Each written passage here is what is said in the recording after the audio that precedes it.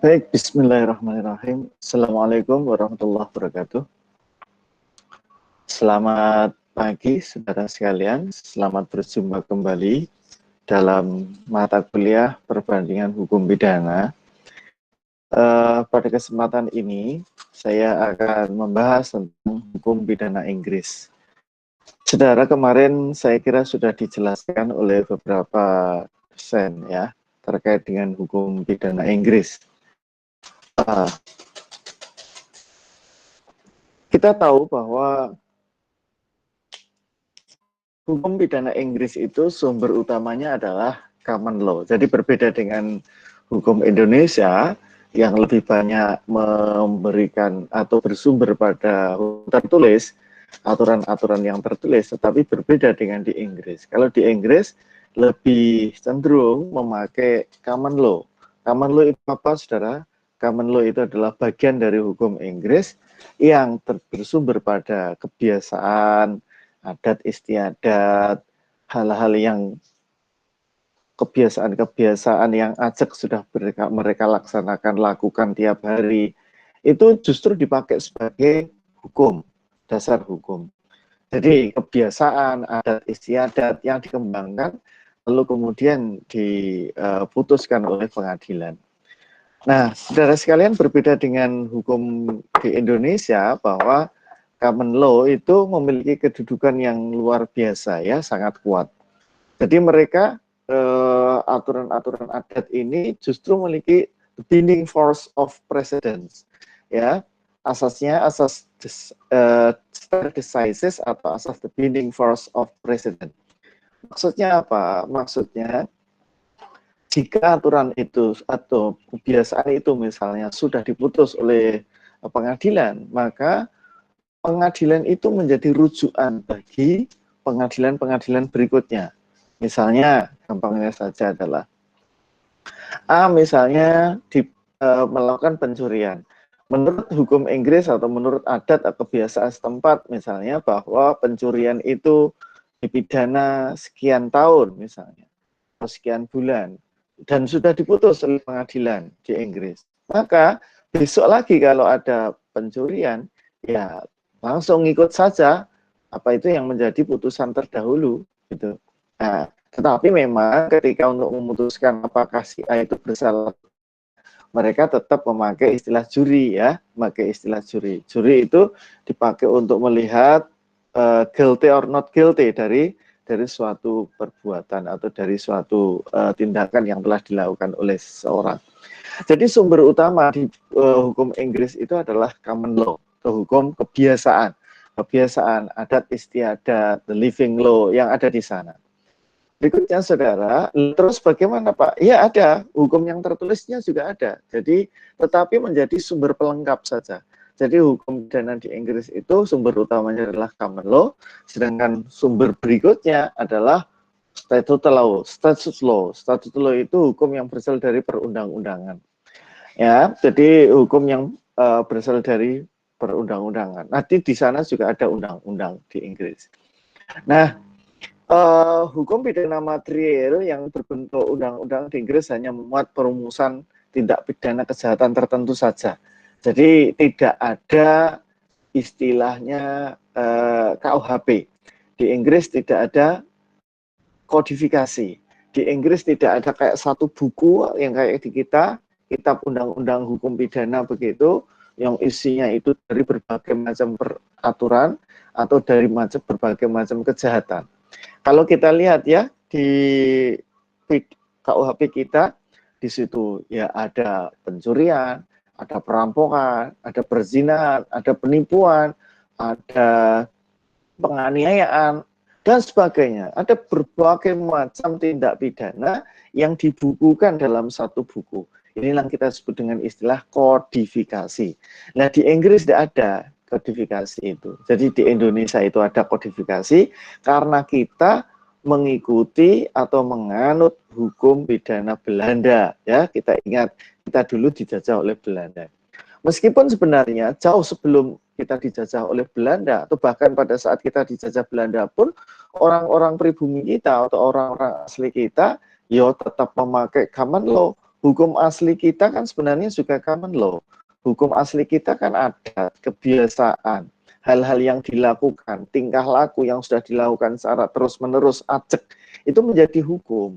Ya, jadi hukum asli, the genuine law dari bangsa Indonesia itu sebenarnya juga hukum adat atau hukum common law itu. Tetapi karena setelah adanya politik Belanda yang menyatakan bahwa hukum itu harus tertulis, hukum harus tampak maksudnya, atau positif harus positif, hukum itu harus bisa dilihat, bisa dibaca, bisa dibaca banyak orang setiap saat itu.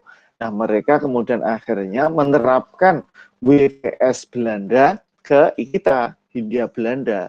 Jadi waktu itu kan kita namanya Hindia Belanda ya. Jadi WVS-nya Belanda diterapkan untuk Hindia Belanda. Hindia Belanda itu berarti jajahannya Belanda atau bawahannya Belanda.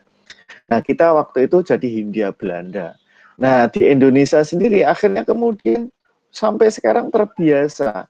Yang tadinya common law menjadi sedikit demi sedikit menjadi hilang, menjadi digantikan the statute law. Dan akhirnya kita sedikit-sedikit buat undang-undang, sedikit-sedikit buat undang-undang.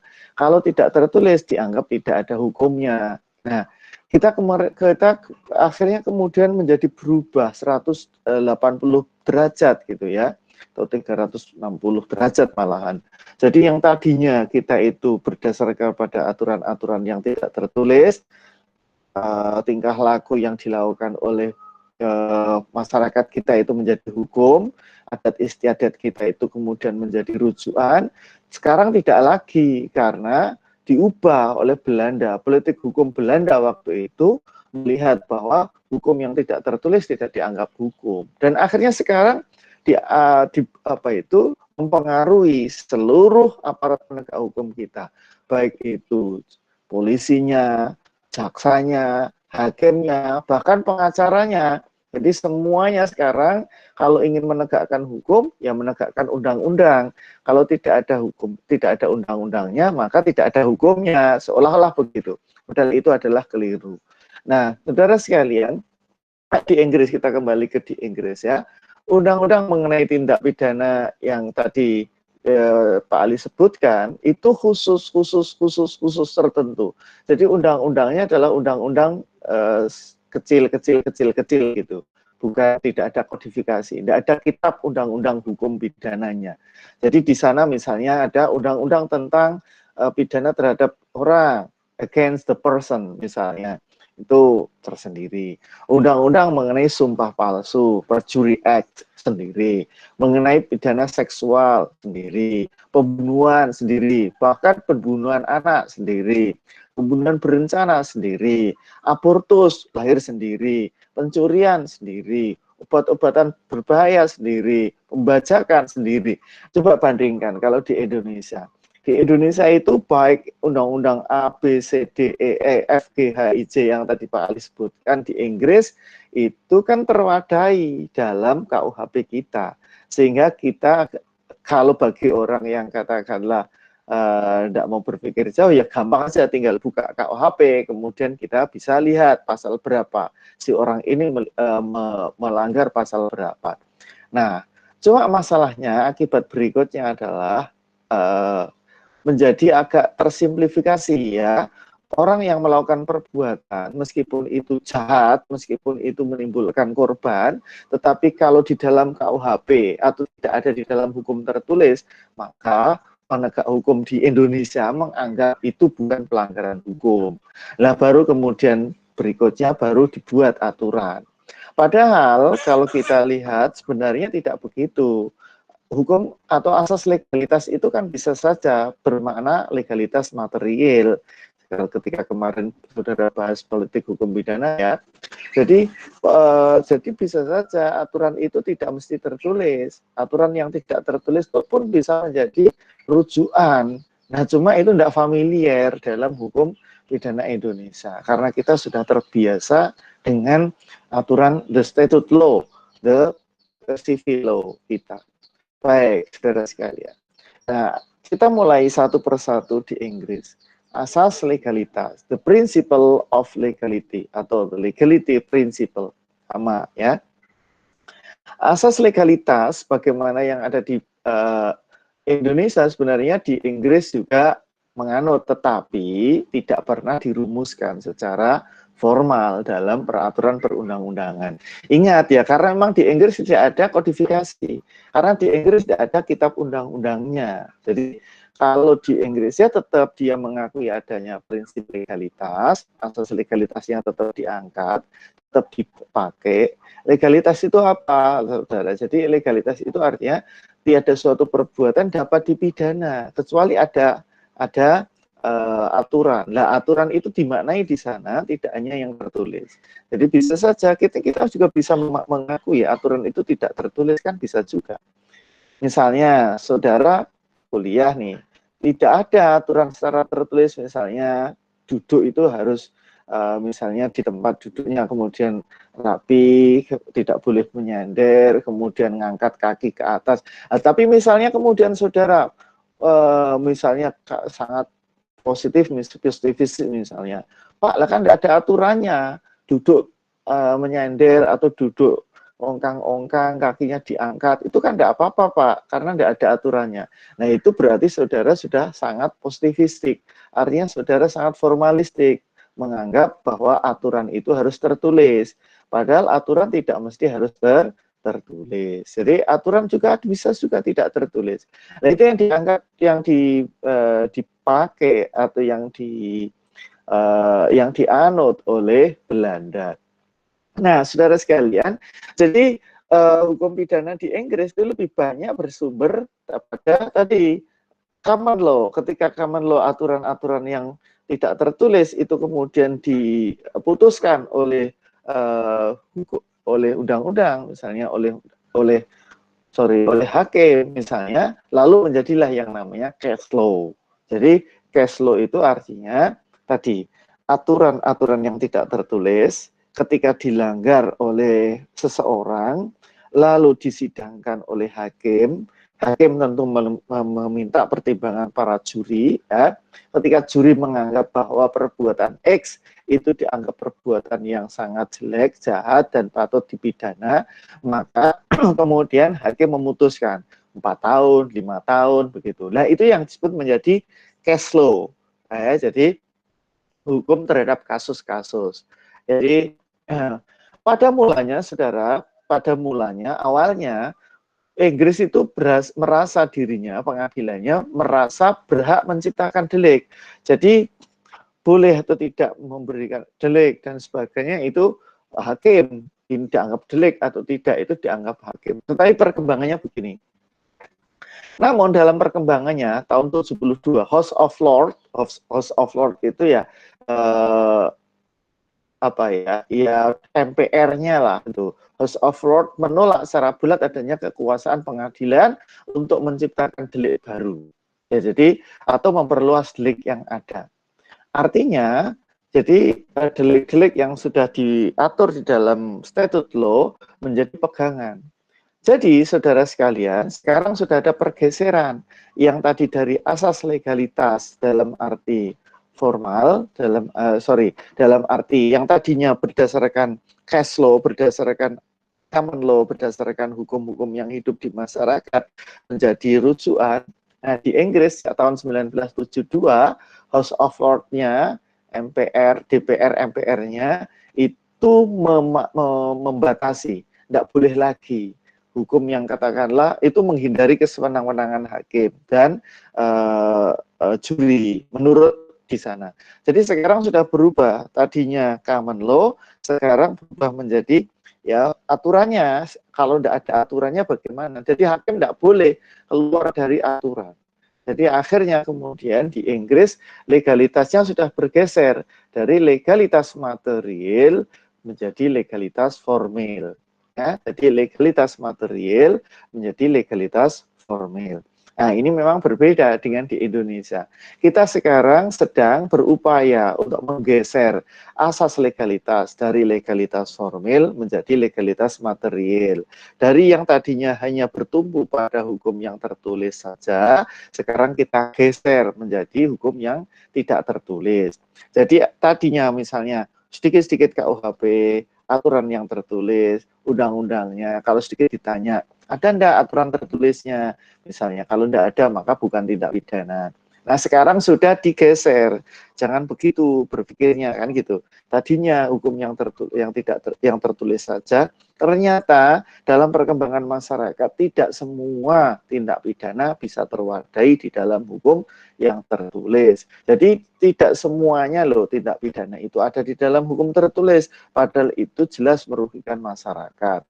Misalnya kayak seperti misalnya sebelum adanya undang-undang misalnya terkait dengan soal kawin apa itu marital rape misalnya, orang itu melakukan pemerkosaan di dalam rumah tangga, kan ada suami itu misalnya dianggap tidak boleh memperkosa istri karena begini maksudnya, begitu seorang istri itu sudah disahkan oleh suami seolah-olah bahwa sudah dinikahi itu seolah-olah apapun bisa diperbuat.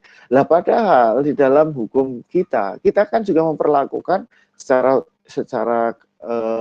masyarakat loh ya, bahwa tidak boleh kemudian si istri itu diperlakukan semaunya kepada istri, oleh suaminya. Akhirnya kemudian misalnya adanya pemukulan, ada pembentakan dan sebagainya, kan tetap tidak boleh meskipun itu tidak ada hukumnya. Sebelum ada undang-undang KDRT misalnya, itu tidak bisa dipidana seolah-olah. Padahal di dalam hukum yang asli, hukum yang hidup di Indonesia, tindakan seorang suami memukul istri, seorang suami yang tidak memperlakukan istri itu sebagaimana lumrahnya apa itu mitra dalam sebuah keluarga, maka itu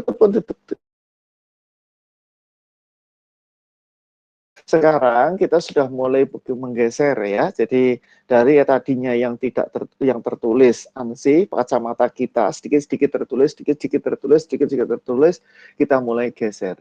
Dalam RKUHP kita bahkan sudah banyak dirumuskan aturan-aturan yang tidak tertulis, hukum kebiasaan, common law, itu bisa saja kita kemudian nanti pakai sebagai dasar untuk memidana. Ya, jadi di Inggris berbeda ya, agak sedikit perubahan, pergeserannya tadi dari legalitas material menuju kepada legalitas formil. Sedangkan kalau di Indonesia dari legalitas formil menjadi material, ya. Di Inggris dari material menjadi formil, di Indonesia dari formil menjadi material. Gitu saudara sekalian. Jadi akhirnya di Inggris kemudian ya lebih banyak sedikit-sedikit kemudian menuju kepada aturan. Nah, kita agak sedikit berbeda. Berikutnya saudara, asas yang kedua. Asas mens rea, actus non facit reum nisi mensit rea. Maksudnya apa saudara? Suatu perbuatan itu tidak lantas serta-merta dipidana. Misalnya seorang melakukan pencurian,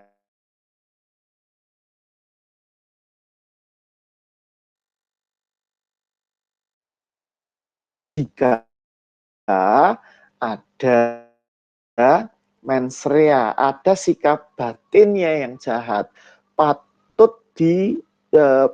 patut untuk dideritakan gitu.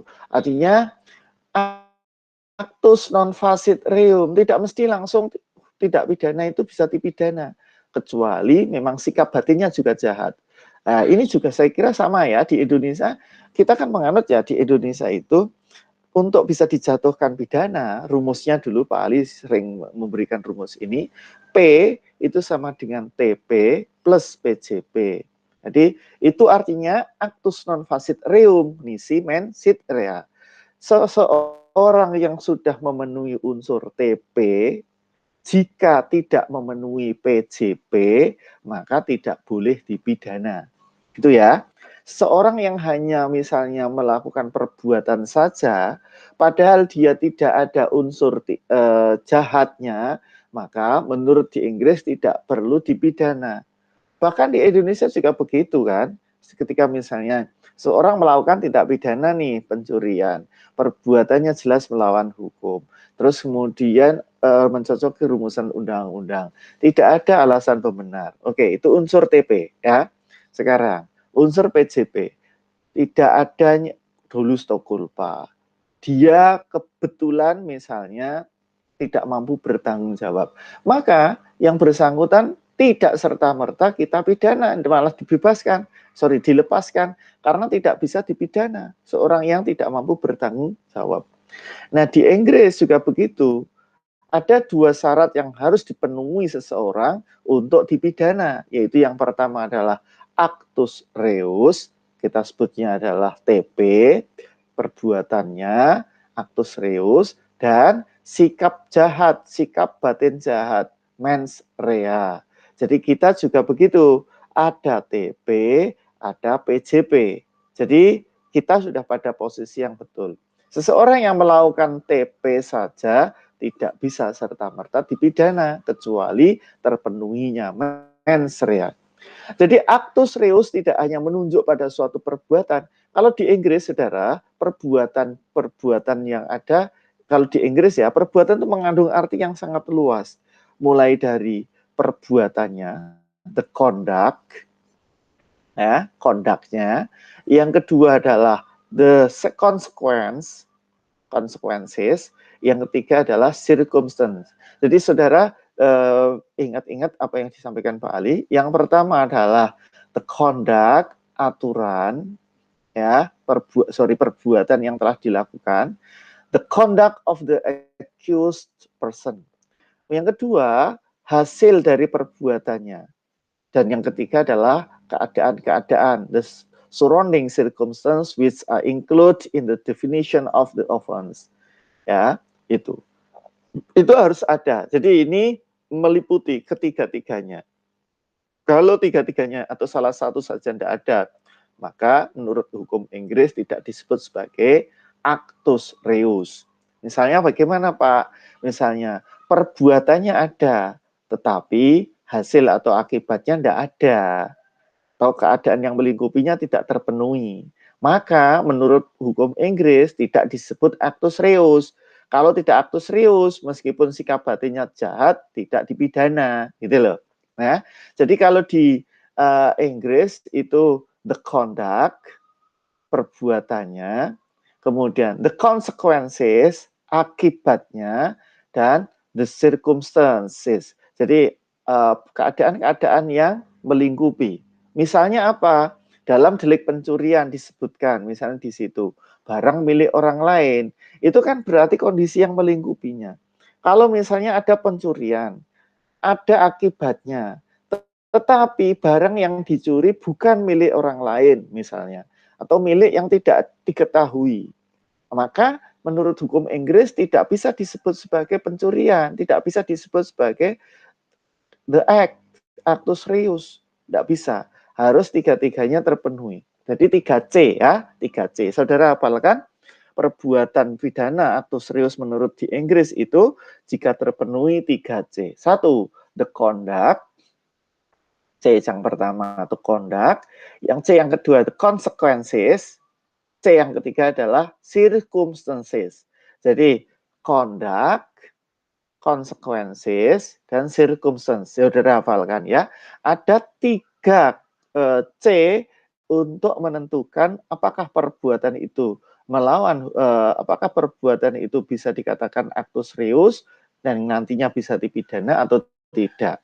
Ya, kalau di Indonesia kan perbuatannya kan yang penting pokoknya memenuhi rumusan undang-undang, bersifat melawan hukum, ya, bersifat melawan hukum itu bisa saja memang akibat gitu ya, artinya ada akibat. Biasanya hukum kita kalau ada akibat itu kemudian dikualifikasi sebagai perbuatan melawan hukum. Nah, kemudian yang keempat, yang ketiga adalah kalau menurut kita loh ya, tidak ada alasan pembenar. Jadi saudara, kalau keadaan-keadaan yang tercantum misalnya terus apa Pak? Keadaan-keadaan yang tercantum itu kalau di Indonesia sudah masuk dalam kategori memenuhi rumusan undang-undang. Misalnya ketika undang-undang kita tidak ada ya, tidak ada misalnya mencuri, kan di situ di undang-undang kita kan juga jelas 362 KUHP kita. Barang siapa dengan sengaja mengambil barang yang sebagian atau seluruhnya milik orang lain. Nah di situ tuh kan unsur. Kalau salah satu unsur saja tidak terpenuhi, maka tidak bisa disebut sebagai tidak memenuhi unsur delik kalau dalam hukum Indonesia ya. Setidak-tidaknya adalah mangel amtat bestan. Jadi unsurnya tidak ada.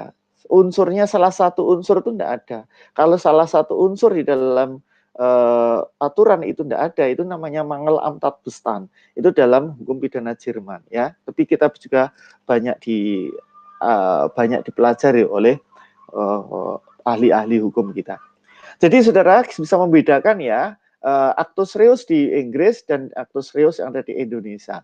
Actus reus yang ada di Inggris itu terpenuhinya 3C.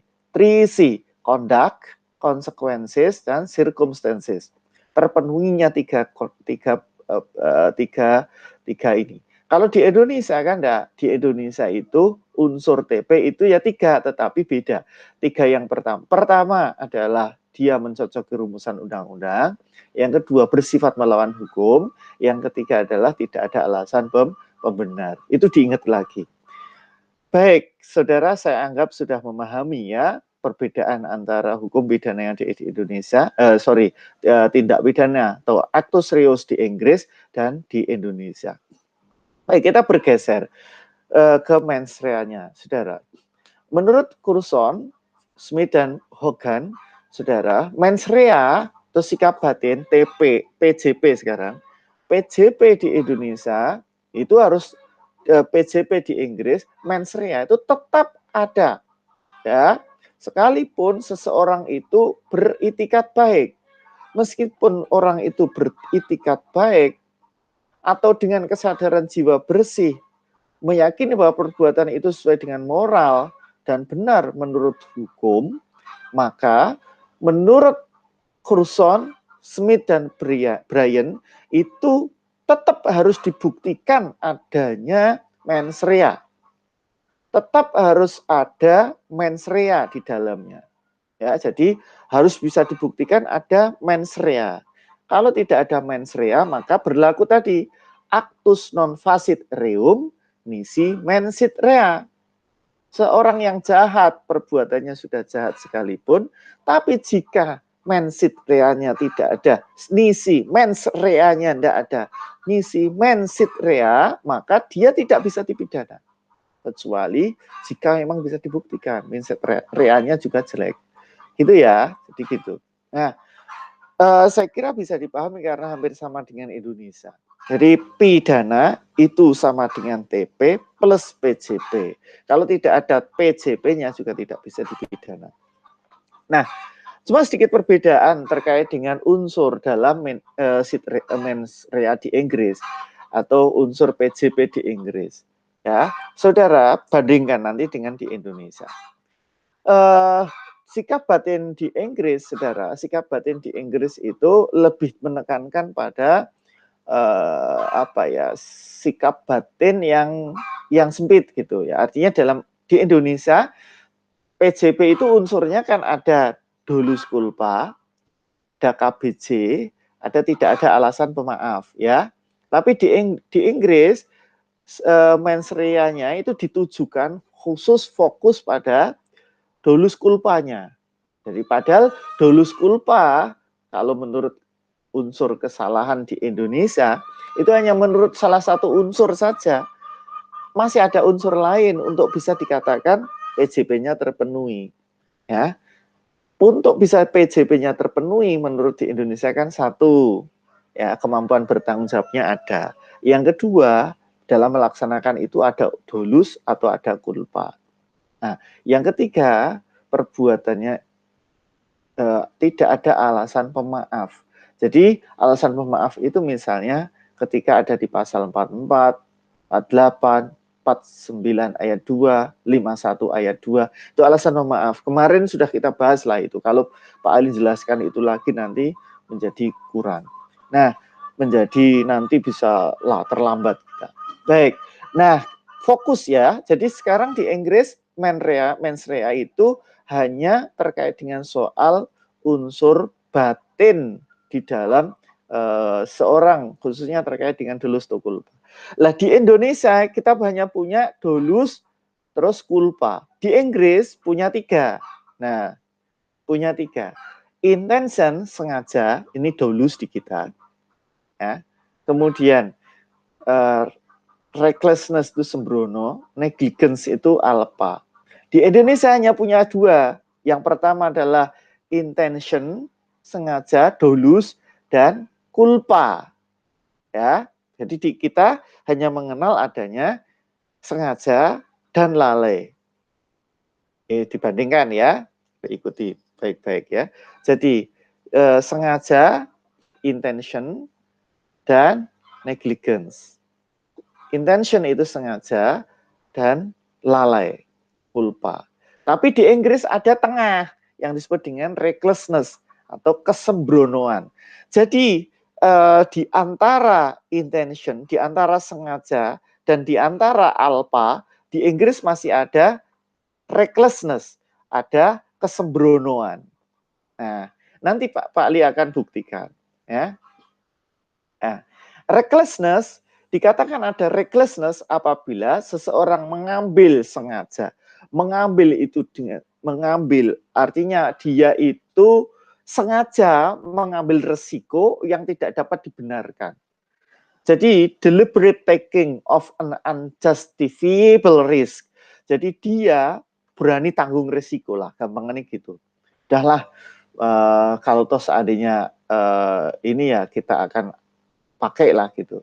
Nah, saudara, di Indonesia itu jadi ada juga kita yang sudah pernah menyampaikan ya, ada teori apa boleh buat ya, Inkaufnohmen ada itu teori apa boleh buat. Saya sih sebenarnya tidak ingin sesuatu itu terjadi, akibat itu tidak ingin terjadi, tetapi saya akan ambil resikonya. Nah, itu berbeda ya dengan sengaja dan juga bukan lalai di Inggris ya. Jadi deliberate taking of an unjustifiable risk. Jadi mengambil sesuatu akibat yang nanti akan ditanggung resikonya. Jadi gitu. Dia tahu bahwa resiko mungkin terjadi, tapi di dalam benaknya semoga tidak terjadi, semoga tidak terjadi. Lah karena dia nekat begitu akhirnya terjadi. Jadi kalau dikatakan sengaja ya memang tidak, dikatakan lalai ya memang tidak. Jadi di Inggris itu makanya ada recklessness, ada tengah antara sengaja dan lalai. Di Indonesia kita, tapi dalam tataran teori loh ya, dalam tataran teori ada istilah ada apa boleh buat ya. Profesor Karni menyebut dengan istilah apa boleh buat. Ada kalau di Profesor Mulyatno kita juga pernah kalau di literatur di Jerman Inkaufnohmen. Jadi ada teori yang kalau kita ya itulah deliberate taking of an unjustifiable risk gitu ya, sama itu. Jadi ya, di Inggris muncul sendiri. Untuk adanya recklessness harus dibuktikan bahwa si pelaku sebenarnya menyadari suatu keadaan dan mengetahui atau dapat memperkirakan kemungkinan terjadinya akibat. Akan tapi ia sembrono, tidak peduli terhadap keadaan atau akibat itu. Jadi dia sebenarnya tahu akan terjadi akibat, tetapi dia siaplah menanggung resiko. Unsur awareness dan foresight of probability, tidak peduli itu, yang tidak, ya jadi tidak peduli, tidak mau peduli itulah, dialah abai gitu. Inilah yang tidak ada pada negligence. Dia sebenarnya menyadari, tetapi dia lalai gitu. Oleh karena itu negligence itu unadverted negligence. Tapi ya jadi di Inggris ada recklessness. Recklessness itu artinya dia sembrono. Nah, baik, kalau di Indonesia bagaimana Pak? Di Indonesia, saudara, kalau di Indonesia, biar saudara juga tahu. Coba saya akan coba begini. Coba di Indonesia, saudara, itu ada pembagian yang begini. Nah, saya tulis ya.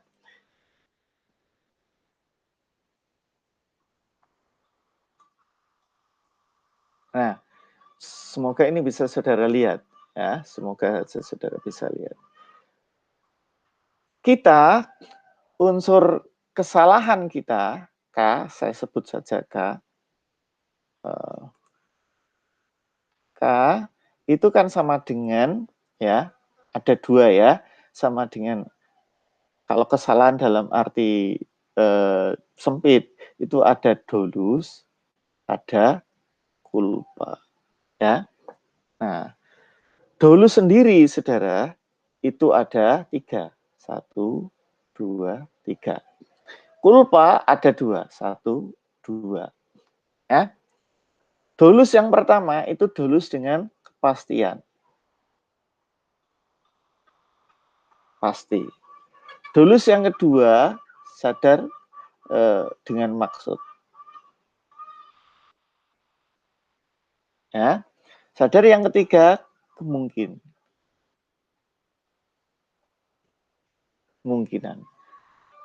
Nah, nih suppose yang ini. Nah, mungkin. Sedangkan culpa itu ada 2. Sadar, disadari, culpa yang sadari. Dan tidak disadari. Nah, oke. Nah, saudara, jadi dolus ada kepastian, dolus dengan sadar kepastian, dolus dengan maksud, dolus dengan kemungkinan. Ya, jadi ada 3 ya unsur kesalahan dalam arti tengah ini, dalam arti dolus atau culpa. Jadi ada pasti, kepastian, ada dengan maksud, ada sadar kemungkinan. Nah, culpa sendiri itu ada sadar ya, culpa yang disadari dan culpa yang tidak disadari. Saudara, jadi di Inggris, kalau di Inggris ada recklessness. Lah kalau begitu Pak, recklessness itu masuk di mana? Recklessness itu masuk di sini. Oke. Nah, irisan antara dolus yang paling akhir dan culpa yang paling atas. Ya. Jadi, dolus dengan sadar kemungkinan itu sesekali juga bisa karena kalau dia unsurnya sengajanya gitu, sengajanya. Atau sesekali juga karena dia tidak sadar. Karena dia sadar, menyadari, culpa sadari. Gampangnya adalah, jadi gini, kalau saudara kemarin sudah pernah kuliah dengan Pak Ali waktu hukum pidana 1, sadar kuliah apa itu dengan unsur dengan culpa yang disadari itu adalah culpa yang dia memang, jadi dia misalnya katakanlah dia membuang genteng dari atas. Harusnya dia menyadari kalau saya membuang sesuatu itu nanti kalau ke bawah misalnya ada orang atau enggak bisa kena itu. Tapi dia sebenarnya dia sudah melakukan pengamanan misalnya, tapi dia kemudian buang itu. Ternyata ada yang dari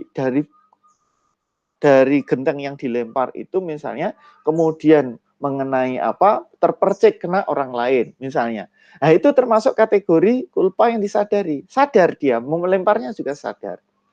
Nah, kalau dolus kemungkinan itu misalnya bagaimana? Dia kayak seperti dulu yang saya contohkan, dia membunuh seseorang tetapi dengan mengirim racun. Padahal bisa saja racun itu tidak hanya dimakan atau diminum si yang dituju, bisa saja orang lain. Misalnya ada A, B, C, yang dituju A, bisa saja B ikut mati, C ikut mati.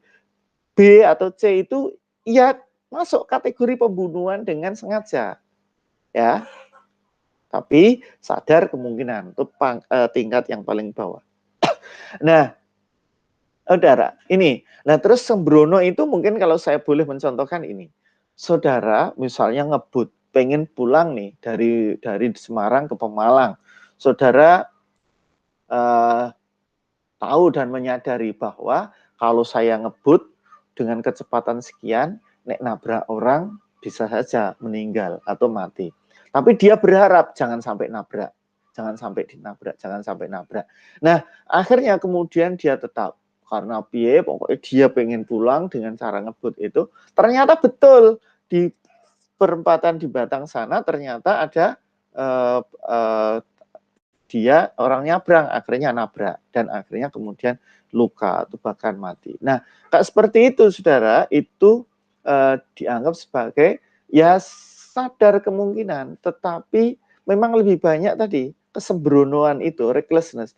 Dia siap menanggung resiko, ya, itu ya. Jadi saudara bisa dipahami ya, semoga bisa dipahami, saudara sekalian. Jadi semoga saudara bisa membedakan mana yang disebut sebagai mensreanya yang model Inggris dan PJP yang model Indonesia.